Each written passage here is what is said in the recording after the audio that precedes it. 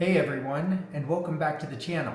If you've got a camera and you've picked up one of these awesome rotating PL or ND-PL filters, you might be wondering, what does this rotation actually do? Well, that rotation is the key to unlocking some incredible footage. Today we're going to look at the two most popular rotating filters. CPL, circular polarized lens filters, or the hybrid ND polarized lens filter. I'll show you exactly how turning this little ring can completely transform your shots. Let's get into it.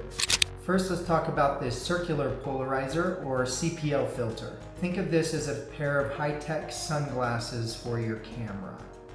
Its main job is to manage glare and reflected light. By managing glare and reflected light, you can make your shots look richer and more vibrant. See this image on the TV? Now watch what happens when I rotate the CPL filter. Just like that, the image is gone. Then I rotate it another 180 degrees and the image is back. This works on glare too. It doesn't just work for televisions, but you can cut through the reflections of water in a pond to see more clearly underneath. It also deepens blue skies, making them look less hazy and much more dramatic. So if you just want to cut reflections and make the color pop, you will definitely want to use the CPL filter. Next, we have the ND-PL filters. These are amazing because they are a 2-in-1 combo.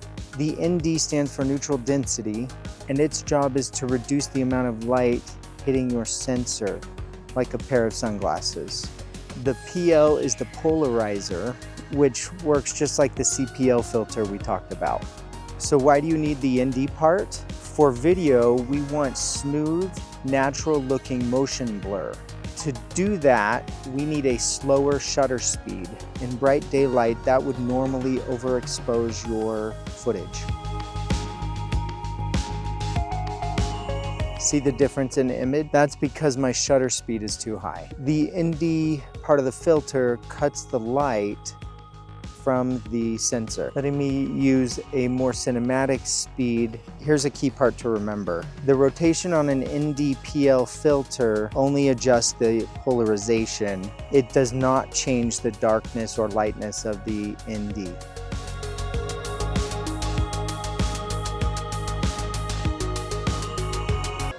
All right, it had been 30 frames a second with 1/120 shutter. Now it's back to 30 frames a second, 1/60 shutter, 32 ND filter. So with an ND-PL filter, you get the best of both worlds. The cinematic motion blur from the ND and the glare cutting, color popping power of the polarizer, all in one filter.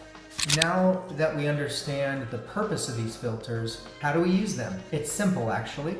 Let me show you. First, choose the right filter for your light. Indoors, I generally use the CPL only, but outdoors, I vary depending on how bright the light is. Maybe ND16, maybe ND32, maybe more. For this demonstration, I'll be using the CPL only filter. So you just magnetically attach it there. You can see the darkened view.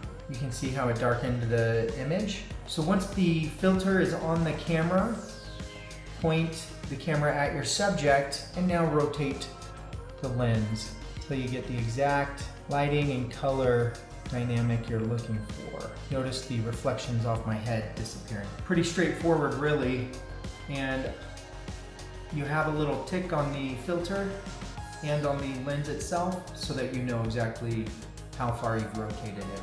Taking the filter off, you can see on the filter a tick line on the round lens as well as a tick line to show you how far the lens has been turned. And that's just about it.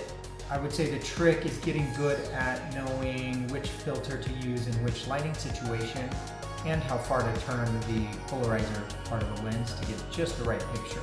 Also keep in mind the neutral density effect allows you to achieve smooth, clean, cinematic motion blur in very bright situations. The CPL filters and the ND CPL filters are my go-to to really enrich my footage and make sure that I get the cinematic motion blur that I'm looking for. I hope this quick guide helped you understand CPL and ND-PL filters a little bit better.